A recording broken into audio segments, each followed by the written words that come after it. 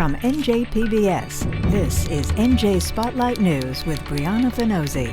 Hello, and thanks for joining us this evening. I'm Rhonda Schaffler, in for Brianna Venozzi. A new report looks at how police in New Jersey respond to issues like substance abuse and mental health crises.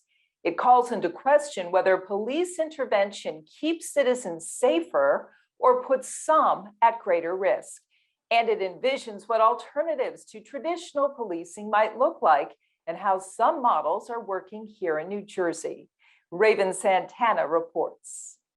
The system of policing not only doesn't work for everyone, but actively harms people that have been made most vulnerable by the policies that we, our elected officials, have created. The newly released report to protect and serve investing in public safety beyond policing from the left-leaning think tank New Jersey Policy Perspective says that models of public safety that center around police here in Jersey have negative consequences. Even people that are aware that there's a problem, I think often don't understand just how bad the problem is, right? Especially here in New Jersey. Marlena Jubel is author of the report, which examines police-led responses to issues like substance abuse and overdose, mental health crises, and other behavioral matters. We have some of the absolute worst racial disparities, black-white disparities in terms of police use of force and incarceration in the entire United States. And Marlena, just how bad are those racial disparities here in Jersey when it comes to incarceration and police force? As of January, 61% of people that are incarcerated in the state of New Jersey are Black.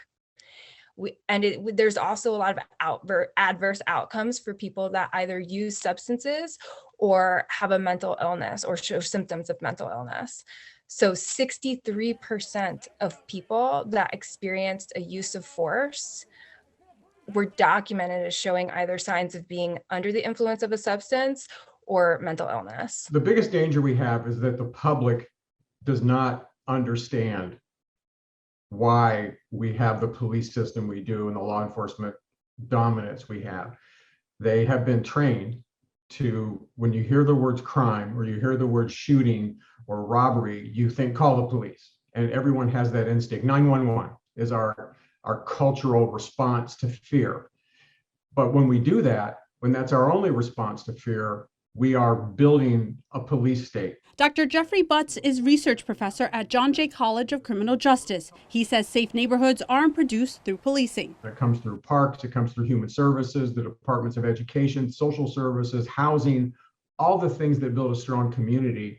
We should not just think when something is going wrong, call the police. Policy recommendations within the report include investing in healthcare for issues of addiction and mental health, neighborhood restoration so residents have access to more parks and green spaces, quality early childhood education, and community-based violent interruption programs like the Newark Community Street Team. We believe that law enforcement has a role within our community, but it's not to arrest, harass, profile, right?